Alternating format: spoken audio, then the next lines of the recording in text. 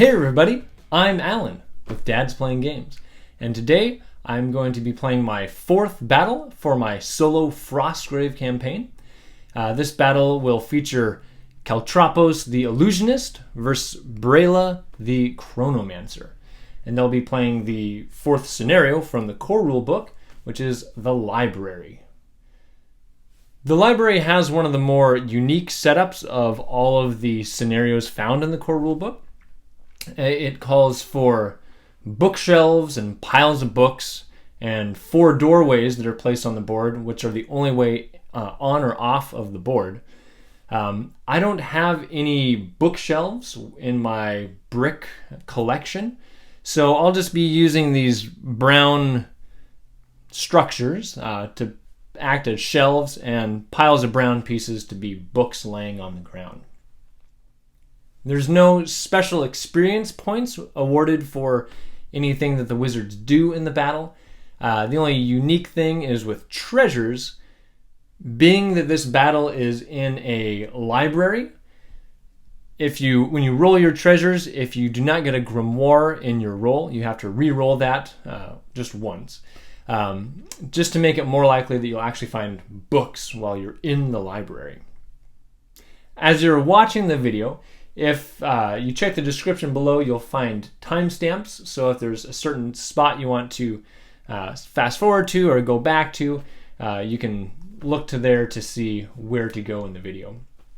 Also in that description, you will see a link to the video that has the introduction to my campaign. So if you're new to watching my campaign, you'll find all my house rules and the restrictions I've placed on myself for the entirety of this campaign. There are a couple mistakes I make during this battle. One is something that I tend to do in some of my other videos also, is I forget to mention which soldiers are activating with the spellcasters. So I will try to make an effort to correct that in future videos. Another error is that at one point I'm calling one of the spellcasters by the wrong name, and hopefully that will also be corrected in future videos. One larger mistake that happens in this video is at one point while I was recording, my son came in to ask me to come look at something, and I just pressed record when he came in, so I set my camera down, walked out with the camera still rolling, came back, picked up the camera, hit record, which turned off the recording, did the scene, clicked the button again, which then videotaped the wall and the ceiling and random things. So I think I lost 2 or 3 shots with that. Not much happened during that time, so there will be a short little voiceover during that point to explain what happened when you can't see what's actually happening. So for spoilers and teasers, I will say there's a pretty good melee that happens in this game, in this scenario. There's a couple treasures near the middle that people are going for, and a pretty good battle ensues there. So you'll have to see what happens in that battle. One thing that's, I guess, maybe interesting is what happens during the out-of-game casting of spells at the beginning. So you'll want to definitely see what happens there. And if you remember Braila's first trip into the Frozen City, their team just got mobbed by wandering monsters and skeletons that were spawning. So you'll have to see what happens this battle. Do they have troubles with wandering monsters again? You'll have to watch and find out. So now I'll show you the wizards' warbands and explain what they've been doing since you saw them in the last battle, how they've upgraded their equipment, how they've leveled themselves up and whatnot. And then right after that, we'll roll some out-of-game spells and get into the action. The Illusionists did pretty well in their last battle, except for the loss of their apprentice, Moot. Caltropos the Wizard gained 3 levels, and with that he increased his will stat by 1, which per my custom rules increases the maximum number of out-of-game spells the spellcasters can cast. So now both Wizard and Apprentice can cast all 3 of their warband's out-of-game spells. He also lowered the casting number to cast Transpose and Poison Dart to give them some more options in battle. After they left the battlefield last time, the warband moved into a crypt to help with casting Raise Zombie.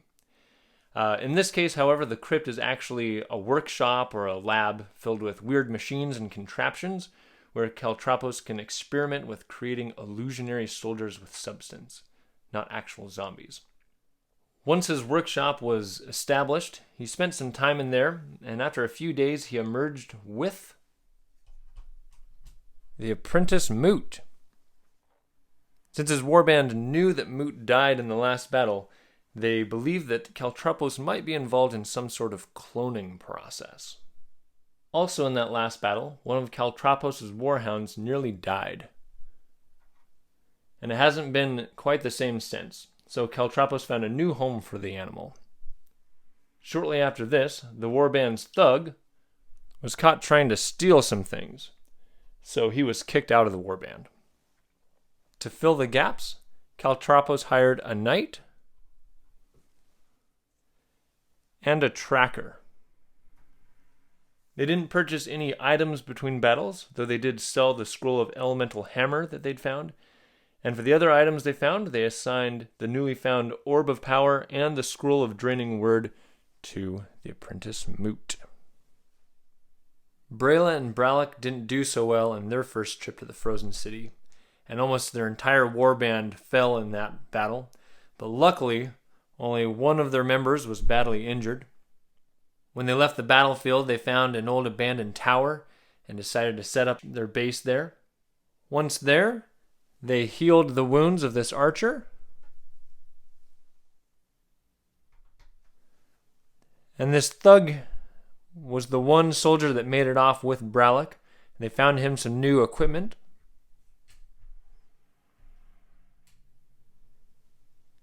And he is now the warband's tracker. The spellcasters did a little bit of studying while they were there, and in that process upgraded the spell Fleet Feet. Before I set up the battle, I'll be casting my out-of-game spells, starting with the Illusionists. And we'll have their wizard, Caltropos, start. Starting with Fool's Gold, he casts this on an 8. Failure. Next, he'll cast Illusionary Soldier on a 12. Failure. He'll cast Raise Zombie. He normally casts on a 12, but he gets a +2 because he's in a crypt, or in this case, we're calling it his lab. 1. So he failed all of his out-of-game spells. Let's see how Moot does. Now in my campaign, I'm using the will stat to determine how many out-of-game spells a spellcaster can cast. So since we increased Moot's will and Caltropos' will, he can try to cast all 3 of their out-of-game spells. Starting with Fool's Gold, he casts this on a 10. Failure. Next, he'll try Illusionary Soldier on a 14. Another failure. And last, he will attempt Raise Zombie, normally on a 14, but he gets that +2 bonus for being in a crypt or their lab. And he fails that as well. So they're all about out-of-game spells, and they both failed all 3 of them. So now for the Chronomancers, we'll have Braila cast her out-of-game spells first. They have 2 out-of-game spells, Reveal Secret and Animal Companion. They're in a tower, so they get a +2 to their Reveal Secret roll. She casts this on a 12. Failure. And she will try to cast Animal Companion. She casts this also on a 12. Failure there. Now Braila the Apprentice. Reveal a Secret on a 14. Failure. And Animal Companion on a 14. 13. Well, unfortunately, they are not doing very good with their out-of-game spells. The battlefield is set up, and the warbands have been deployed. As I mentioned in the setup, I don't really have bookshelves with my Legos and bricks, so I'm just using different wall pieces to kind of represent kind of shelves. These piles are kind of supposed to be piles of books that are strewn about. The bags are just decorative. They are not treasures or anything. For the 6 treasures that are on the board, we have one here, one down there, one here on this throne, one there by the little sunken pond that has appeared in this library, one over there, and one over there. I wanted to kind of make this look like a big circular building, so we have these windows over here that basically no troops can kind of come behind those. We have one in each corner. And we have the 4 doors that have to be used to get off of this battlefield. So the player sides there by the soldiers, and then the 2 neutral sides. And as I deployed my soldiers, normally they can deploy within 6 inches of that doorway, but instead I did 3 inches. So looking at Braila's warband, we have Braila, we have an archer next to her, then we have a thug, a man-at-arms, and the tracker that was upgraded from a thug. Over here we have Braila the apprentice with an archer, an infantryman, a thug, and a warhound. And they have no magical items because they did not do so well in their last battle. On the other side of the board, here we have Caltropos. There's 2 warhounds down there. We have their new knight, their new tracker, and an archer. And here we have Moot, the apprentice, with a infantryman, a marksman, and an archer. For magical items, Moot has an orb of power with 8 charges, and he also has a scroll of draining word. In my last video, I decided not to show the measurements of the figures, and I will continue to do that in this video. Initiative for the first round, 17 to 16. So Caltropos will be going first. To start out, Caltropos is going to attempt to cast combat awareness on this tracker. He's within 1 inch, so that works for a touch spell. He casts on a 14. Failure by 12, that's 2 damage. And I forgot to say, but he is group activating with this knight and the 2 warhounds. Caltropos will move 6 inches, which will put him right over here against that platform. This hound here will just move up to a double move, kind of right out here in the open, so that he stays within 3 inches of the wizard. The other warhound will do a double move out here, follow along over here, and end up over here. The knight will also double move and put himself up here by this warhound, and then pass to Braila. Braila and Braila's strategy is to always try to get off the board with 4 treasures, and since they failed to cast Reveal Secret, that means they're going to try to get the 2 on their side, and probably the 2 in the middle, or 1 in the middle and 1 that's over here on the other side. So first, Braila is going to cast Fleet Feet on this archer back there. She casts on a 9. Failure. She takes 1 point of damage. And then Braila is just going to move up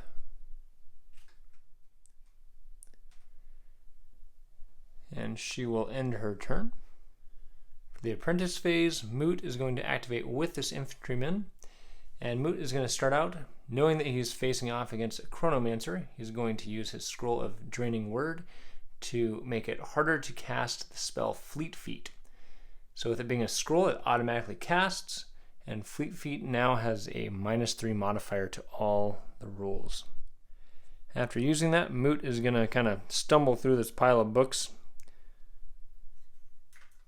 and end his turn right there. And then the infantryman is going to double move to right over here by this ladder. With that draining word in effect, Braila doesn't have any spells he can easily cast. Almost everything's cast on a 14 or higher. So he's actually just going to double move over to here.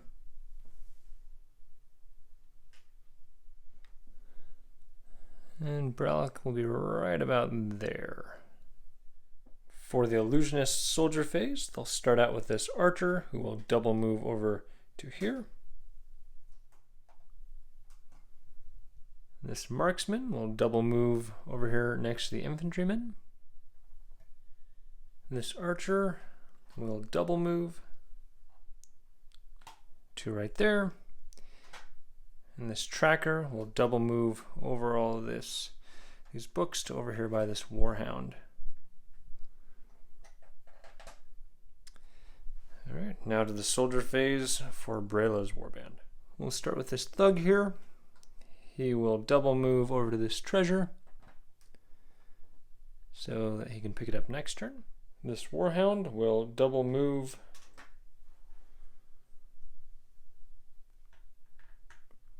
over here by Braila. This archer will move right up over here. The tracker will double move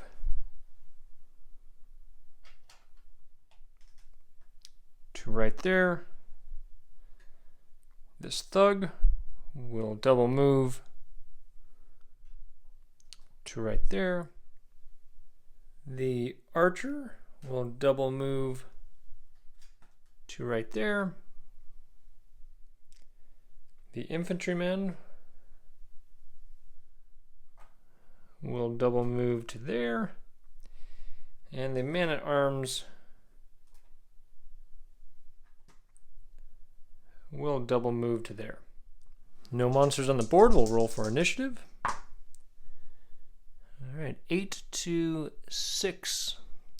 Braila and her warband are going first.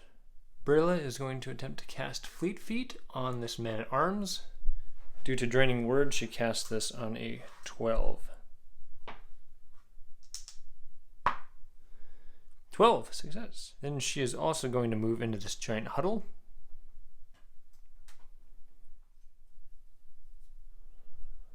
I'll actually put her over here. There probably needs to be space between all the characters. As Caltropos' plan is to get 3 treasures off the board and leave, he sees all these soldiers piling up. He's not even going to attempt for that one. So he is going to activate with the knight and the warhound here. The warhound can double move over to that treasure. Actually, he wants this warhound to be 10 inches from his knight. Then Caltropos will move over to here. And seeing both the knight and the warhound within 10 inches of each other, he will cast Transpose. He casts on an 11. 18, that is successful.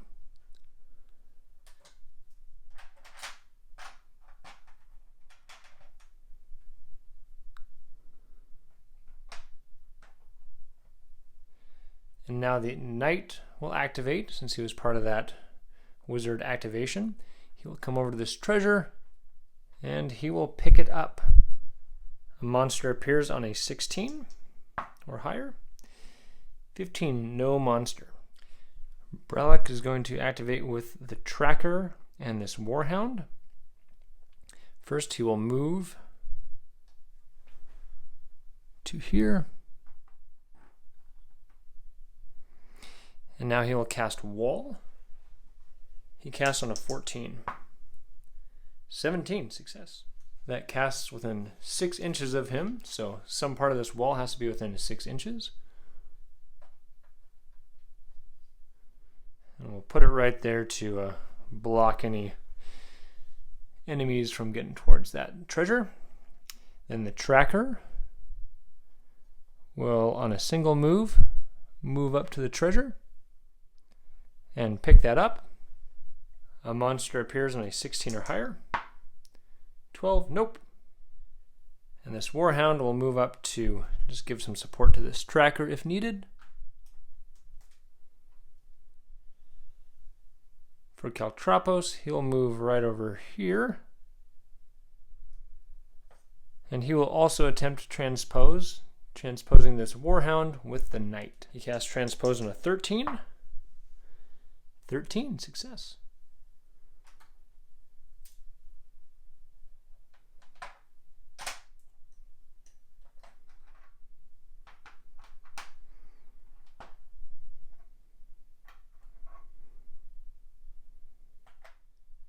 Now for the Chronomancer's soldier phase, we'll start with this thug over here. He will pick up this treasure. On a 16 or higher, a monster appears. Nope. Then he will move 3 inches to right there. And all their plans over here to get to this treasure are kind of foiled by that transposing. So we'll just have this thug move over here. You can kind of climb this wall. He'll be up on top of this wall. Well, actually right underneath the treasure there. Just like that. And he will pick up that treasure. On a 16 or higher, a monster spawns. We have our first wandering monster. Let's see which level it is. It's a level 1, and it is a 13, a snow leopard. And it will appear at location 12, which is right over here. Seems kind of weird they just kind of appear through the wall, but that's where he will be. And again, I don't have a leopard, so that dog with the dot is a snow leopard. Next, this infantryman is going to take a risk and put himself out in the open. He's going to run over here and go right there. And this man-at-arms with the fleet feet can move 12. Put him right up here. We'll have him touching this pole for some extra cover against archers. This archer here has nothing to shoot at, but I will put him at the base of this ladder, where he is within 3 inches of both his spellcasters, in case he needs to activate with one of them. Now with the appearance of the snow leopard, I can just barely see that thug down there with the treasure. So the last soldier to move, this archer is going to try to add some support. You can't get anywhere to get a clear shot on the leopard, but he'll at least move over here, double move next to the thug.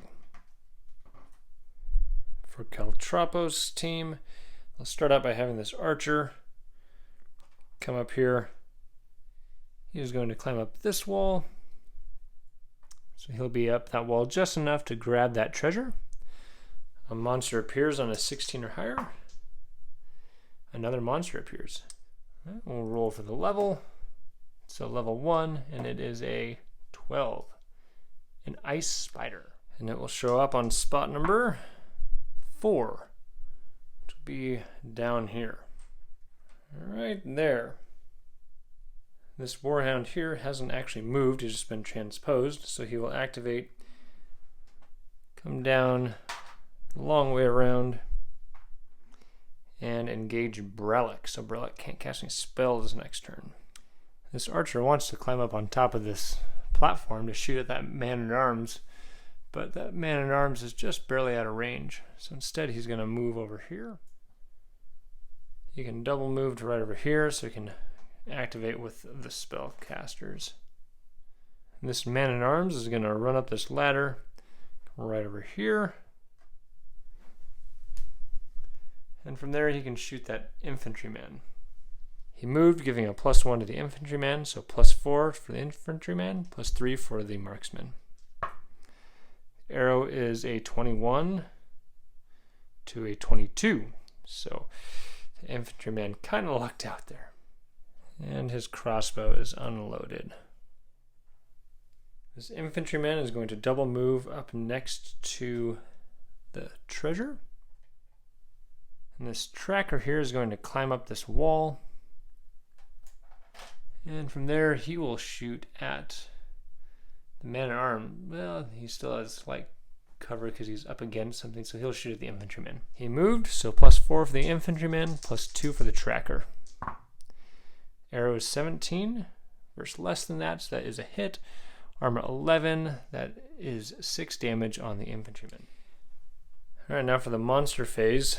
Braila and Braila had some bad experiences with monsters in their last battle, so let's see what happens here. The leopard can double move into combat with the thug, and the archer will snap into combat.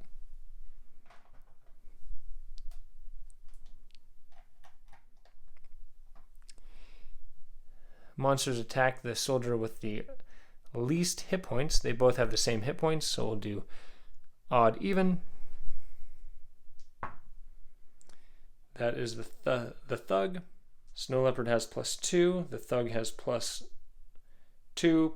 then 2 more for support, -1 for encumbrance. So +2 to +3.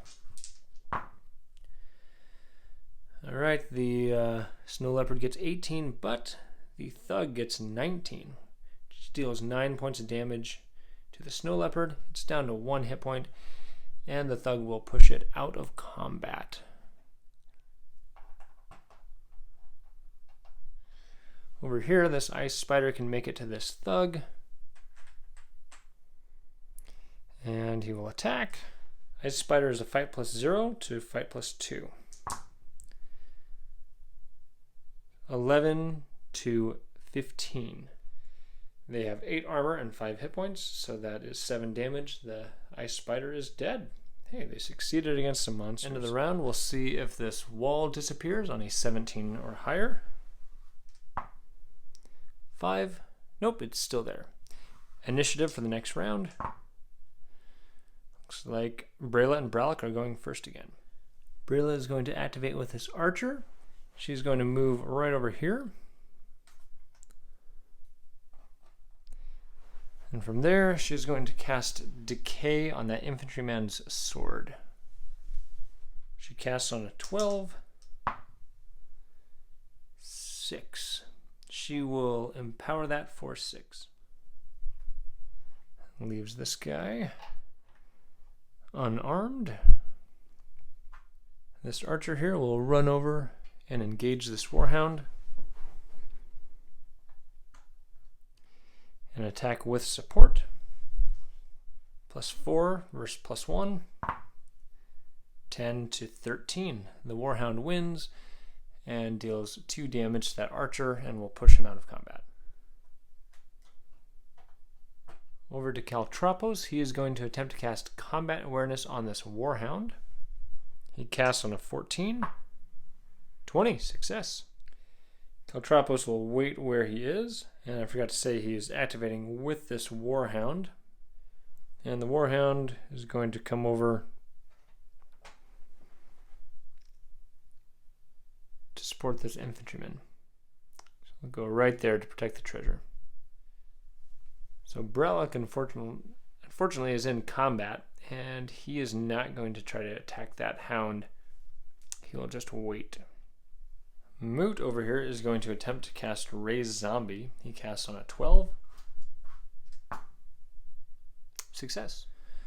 All right, and there's their illusionary soldier with substance. He'll appear right there. Then Moot is going to run over to here.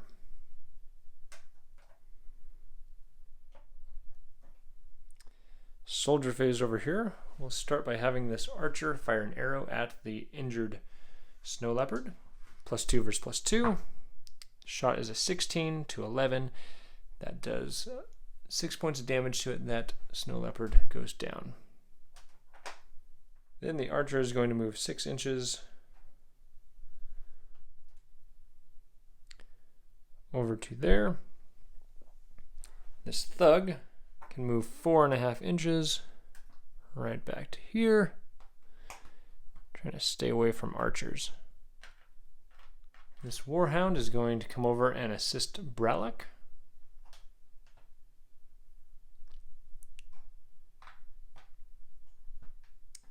Go right there and attack. Braila's warhound is +3 versus +1. Alright, and it looks like the Illusionist's warhound wins with 11. That's 1 point of damage on the warhound. And of course, it will push the warhound out of combat. Whoa. This thug, even though he's encumbered with treasure, is going to come over and engage the warhound.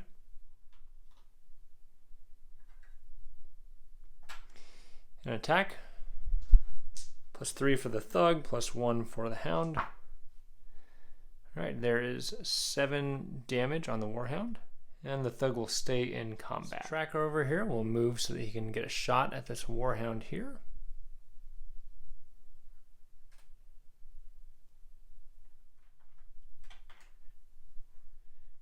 Actually, he has a clear shot at the infantryman. He's down to fight +1 without his weapon, but the tracker moved. So 2 versus 2. Shot is 15 versus 10. That is 4 damage on the infantryman. This infantryman here can move 6 to engage the warhound.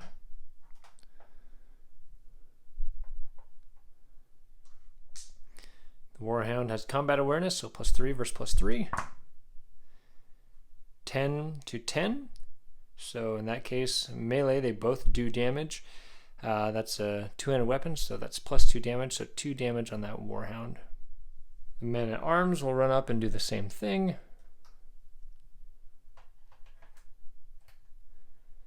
The man-at-arms is +5 with support versus +3. All right, that's 17. That is 7 damage. That defeats the warhound. Now for the Illusionist's warband. This tracker up here is going to try to shoot this man-at-arms in the back. +2 versus +3. Shot is a 19. That is a hit. Armor 12. That is 7 points of damage on that man-at-arms. Kind of caught off guard by that arrow coming. And after the shot, the tracker will hop down and run over here by this table. This archer here will move to right there and shoot at the man-at-arms. He moves, the man-at-arms is +4 versus +2. All right, man-at-arms wins, no damage. And this knight is going to very slowly try to get this treasure off the board. He's going to come over here on a double move and be kind of stuck right in the middle of this pile of junk. This marksman is going to reload his crossbow and thread the needle at that infantryman. He's got light cover, so +3 for the shot, +4 for the man-at-arms, actually. Man-at-arms wins that, and that leaves him unloaded since he had to load at the start. This archer is just going to take this treasure and run. He can double move over to here. This new zombie is going to double move into combat with the man-at-arms. He's in combat.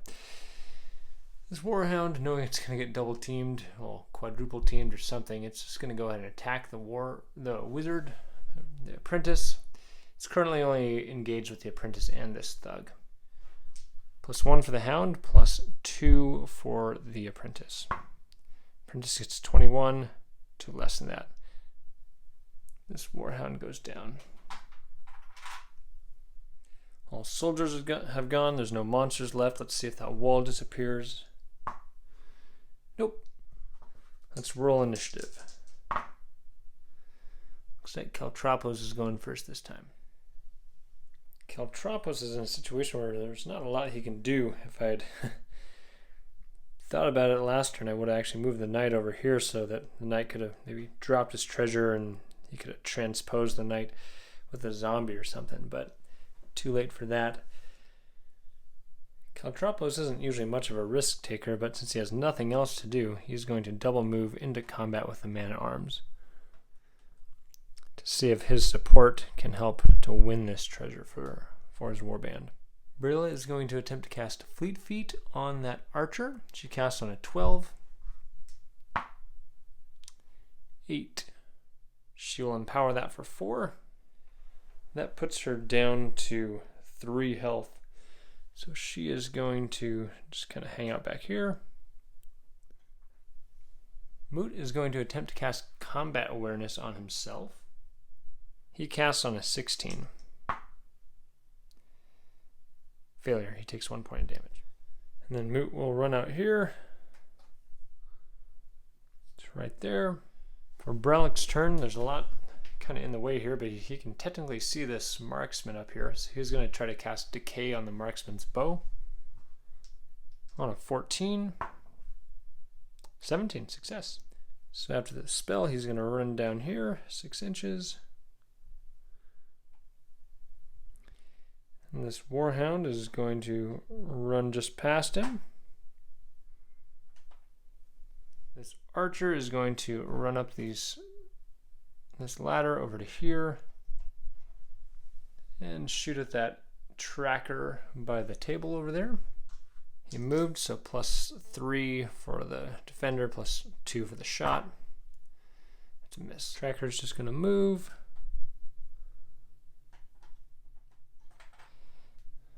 Right, and soldier phase for Caltropos' team. This knight is going to finish moving through all this debris right over to here.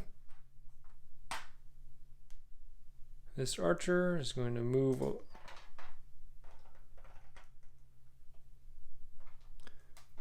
over by this barrel. This tracker is going to shoot that archer. +2 for his +2. 19 for the arrow. That is 8 damage on that archer. And that archer was already suffering from a dog bite, and he is defeated. Then the tracker will run over here and engage the infantryman. He's the only one engaged with the infantryman. We'll just move the fire out of the way. This archer will run over here and take a shot at the warhound. +2 shoot versus +2 for a hasty shot. Okay, the arrow misses. This marksman without a bow, he does have a sword though. He's going to climb down, run over here. So he'll be right there. This infantryman will come and stand over this fallen dog's body to attack the man-at-arms. Alright, he only has a fight +1 since he's unarmed, but he's supported by 2 teammates, so +5 for the infantryman, +3 for the men-at-arms. 10 to 14. That's a hit on the infantryman for 3 damage. And he can't push him out of combat because there's a throne in the way. Now the zombie will attack the man-at-arms. +4 for the zombie against +3. 14 to 10. That is a hit for 2 damage. That man-at-arms is hanging in there. Alright, now it is time for the Chronomancer's soldier phase. He will double move towards this doorway. This thug here will also double move towards the doorway.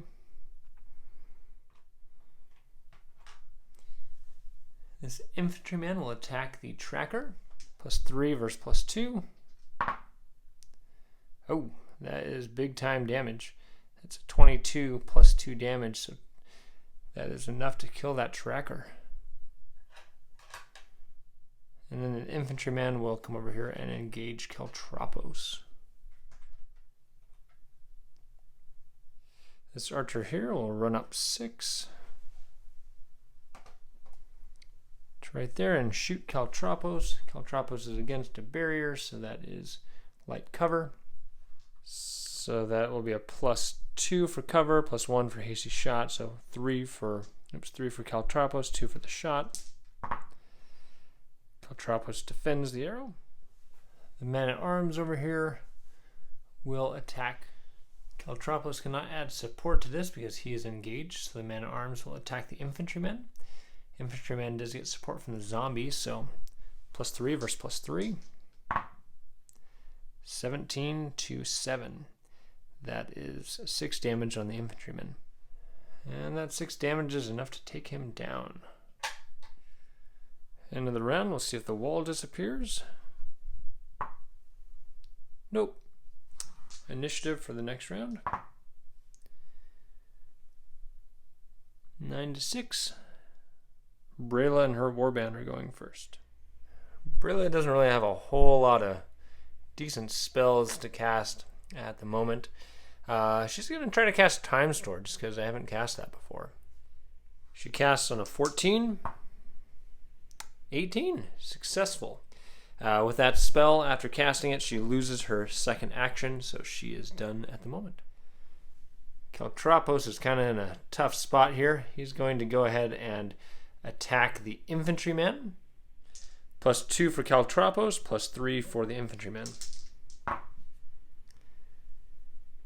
Alright, 18 + 2 is 20. He does have a staff, so that's -1 damage. That is 8 damage on the infantryman. That is enough to defeat the infantryman.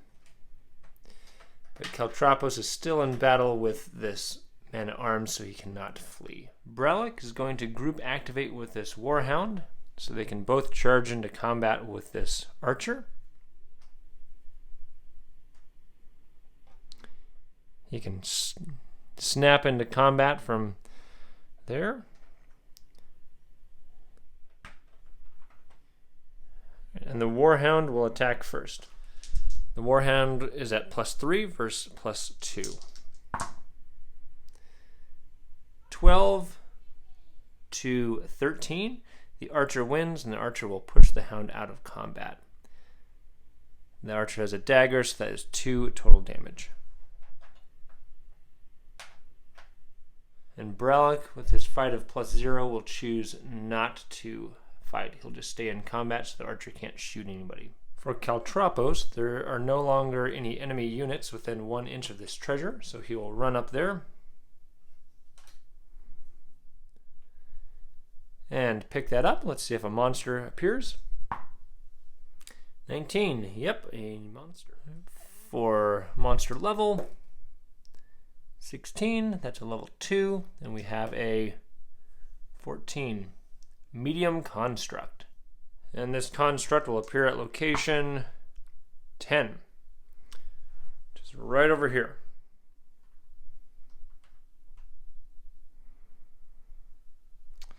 For Braila's soldiers, this thug wants nothing to do with that construct, so he is going to double move through this doorway and off the board, securing the first treasure of the game. This thug with the treasure is going to move right over here on a double move. This tracker here is actually going to shoot into this melee. So we'll have 1, 2, 3, 4, 5, 6, 4. That is the illusionary soldierless substance. Shoot +2 versus fight of 0. This shot fails. He will then move 3.5 to right there. This man-at-arms is going to attack Caltropos. +3 versus +4. 7 to 8. So Caltropos wins that, but Caltropos will stay in No, he won't. He will push himself out of combat. So he'll push himself out to over here. This archer going to run over to here. He's got a clear shot at Caltropos. He moved, so +2 versus +1. Critical hit on Caltropos. I guess that's Moot, not Caltropos. So Moot goes down with a critical hit, and that treasure is up for grabs again. For Caltropos' soldiers, this archer is just going to make a run for it. Double moving to right there. This marksman is without a crossbow. He's going to run over here, and he will pick up the treasure. The zombie is not going to activate. This knight is going to use an action to drop this treasure and then run over here and engage Braila. And then the archer will attack Braila with support. +4 versus +0. 23, that's 13 damage on Braila. Braila does not walk off the battlefield this time. For the monster phase, this medium construct can see Braila over there. So he will double move, which is actually going to put him right over here and blocking this doorway. And that is his turn. Now we will see if the wall disappears at the end of the round. Nope. And we'll roll initiative. Braila is going first.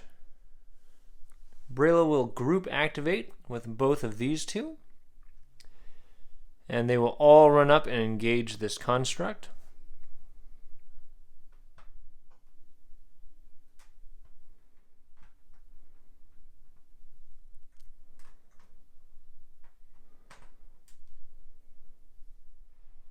So even with their half moves, they could still move close enough to snap into combat, so they still have an action to attack. And we'll start out with this thug. He'll have a fight of +5 with all his support against the construct's fight +1, +5, 13 to 14. So that is a failure. 4 damage on the thug. Next, the tracker will try his luck. +5 versus +1. 11 versus 12. He takes no damage. He's got 11 armor, but the staff does -1 damage. Braila's only got 3 hit points left, but she's going for it. She's going to attack. She's at a +6. 20 to 17. So that is a hit. That is 7 damage on the construct. And she will activate her time store to get an additional action, and she will attack again. 15. This die is, inconclusive, so we will reroll that.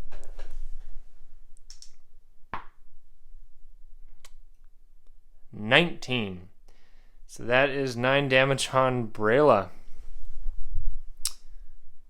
Braila goes down. Caltropos will cast Transpose with the Knight on an 11. 9. He will empower that by 2. And we have them warped to new positions. Then he will use his other action to move over here to the treasure. He can't pick it up yet. Both apprentices have fallen, so now it is the soldier phase for Braila's team. This man-at-arms is going to try to just defeat this zombie and then make a run for it. +3 versus +1, or +0. Alright, 19. That is enough to defeat that zombie. It goes down. This is the part of the video I mentioned in the beginning where my son had come in and I'd gotten a little distracted and wasn't recording properly. Not a whole lot happened. There's this man-at-arms who had defeated a zombie here up in the upper part of the screen. He just moved up to where he is. And then at the kind of the lower left portion, there's a warhound down there that just kind of went around the side there and ended up by that dead dog up there. Now we'll get back to the action. Now at this point, Caltropos and his men are just going to leave with these treasures. They're not going to try to fight off these guys or anything. So I won't focus anymore on what Caltropos is doing. We'll just see if these guys down here can defeat this construct and if they manage to get those treasures off the board. For the monster phase, this construct will attack the thug because he has the least amount of hit points. +3 for the thug, +1 for the construct. 12 with a dagger. It doesn't do any damage to him. He'll stay in combat at this point. So focusing just on this side of the board, during the soldier phase for this side, this soldier, man-at-arms, would be able to double move since he's got that fleet feet all the way over here into combat. This archer won't be able to get into combat, but he will run over here to right there. Now we'll have this thug. Actually, let's have the tracker attack first with a +5. 14 to 15. Man, the construct keeps winning by 1. That is 4. It's 3 damage since he has a staff. Now the thug will attack with +5. 17 to 5. That's 4 damage on the construct. He is still just barely alive. For the construct's turn, the man-at-arms actually has the least hit points at 3, so he'll be attacking him. So that's a +7 for the man-at-arms. 22 to 20. All right, after an epic battle here against this construct, and Braila's going to have some PTSD after all these monsters have been slaying her and their party. But those guys will be able to run off.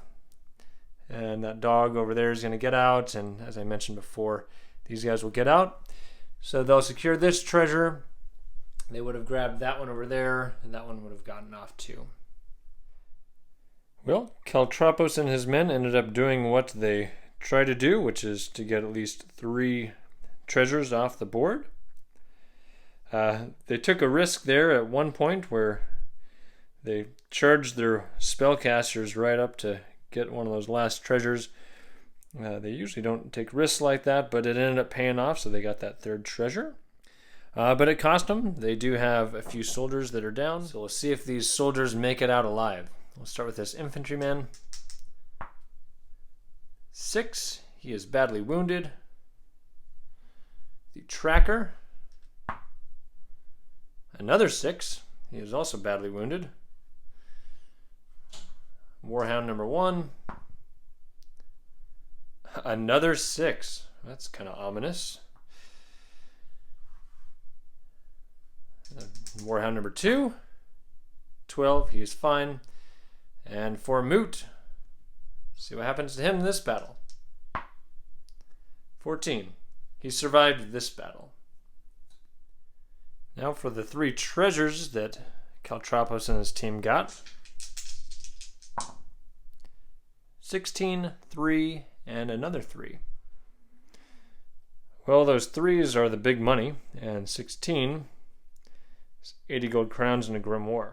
So even though they got these 2 rolls for the nice boost of gold crowns, according to the treasure and experience for the library, if it does not contain a grimoire, they have to re-roll the result and take whatever they get on the 2nd roll. So these 2 will be re-rolled. A 15 and a 9. The 9 is 40 gold crowns and a magic weapon or armor. And the 15 is 60 gold crowns and a grimoire. And we'll roll for their grimoires.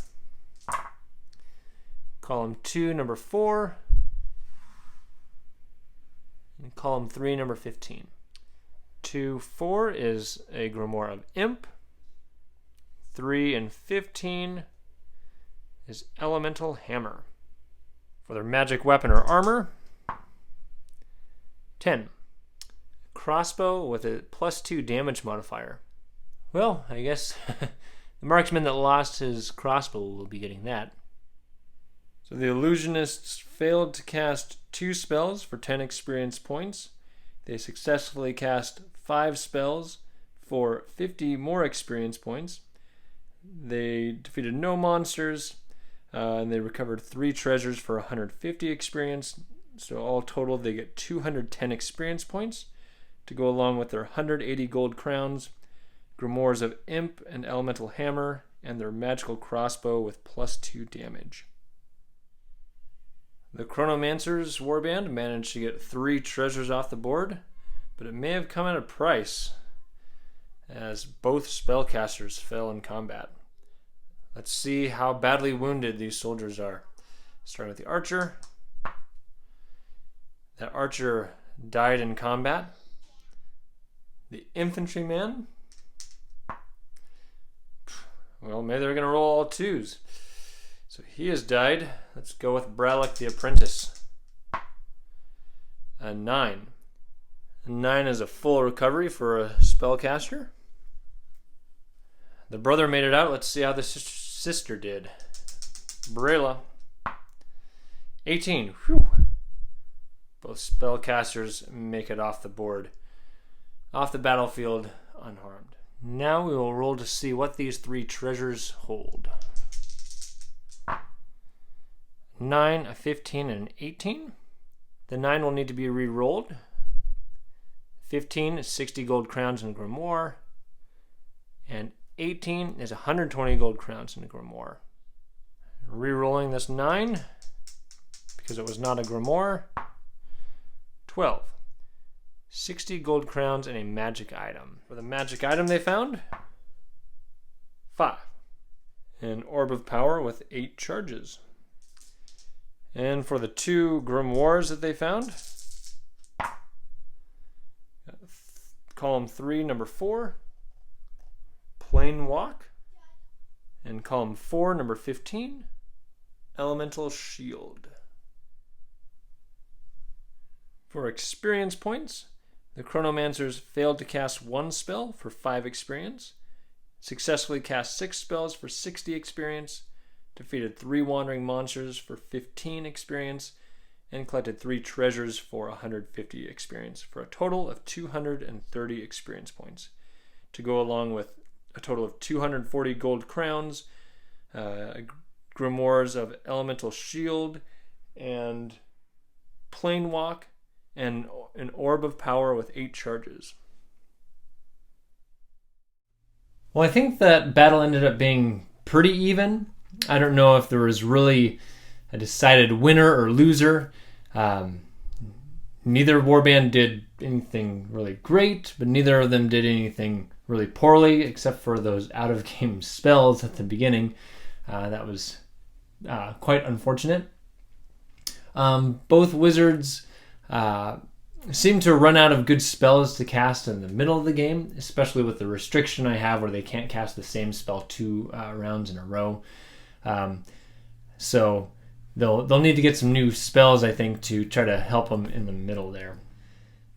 As far as how each warband did in the battle, Caltropos and his warband, it seemed like the spell Transpose was really effective for them.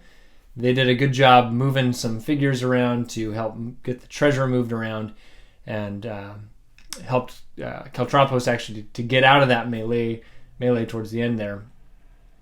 There's a couple times where I could have used that spell to greater effect, and I realized afterwards, and it was too late to cast it by then. But that spell worked pretty well. They gained the Grimoire of Imp in that battle, and I think they might be learning that spell between battles to give them a few more options of things they can do to help slow down their opponents. They had that Scroll of Draining Word that they used at the start of the battle. I think it worked pretty well, just to kind of block the other warband from casting that spell. They didn't try to cast it much after that. So I think it was a good use of that scroll. As far as Braila and her warband, it seemed like they definitely did better than they did last time. They didn't have as many problems with all the wandering monsters, so that was good. The spell Wall really helped to block off Caltropos' men from that one treasure, and I think in the long term that spell worked pretty well. The spell Decay worked pretty well. I think that spell works well at the start of a campaign when there's no magical weapons. I think that spell is going to start getting weaker as it goes on and more magical weapons show up. But it helped kind of neutralize that marksman a bit, and helped in that big melee when that infantryman didn't have his two-handed weapon to help him out. In that melee, the warband, Braila's men-at-arms, I think did a great job. He defeated a warhound, a zombie, the unarmed infantryman, and then when he was leaving the board, he got the final hit on that construct. So he might be making a name for himself between battles here.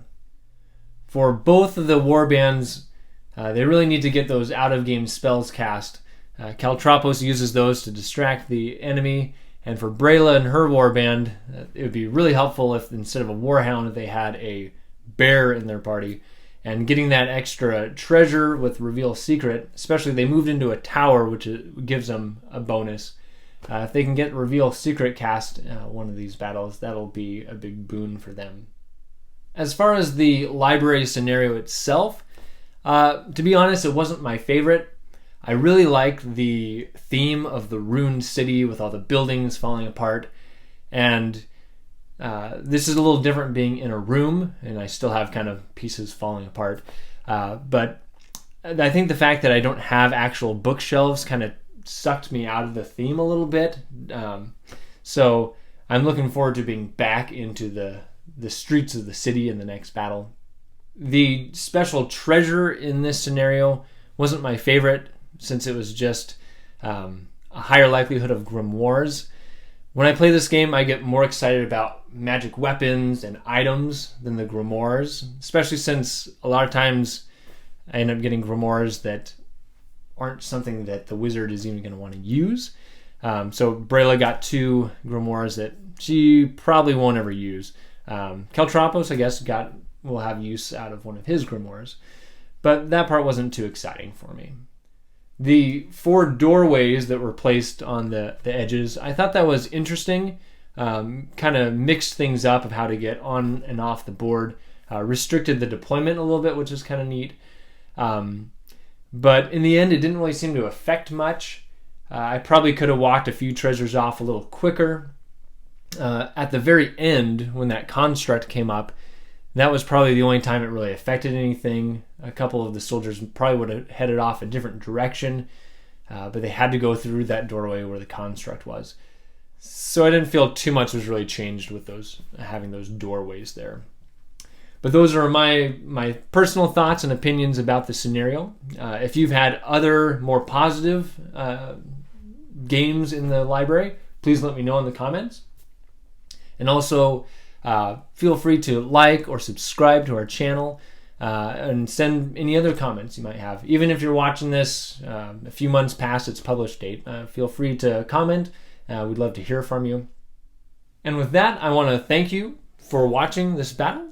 And I am Alan with Dad's Playing Games, and we'll see you on the next video.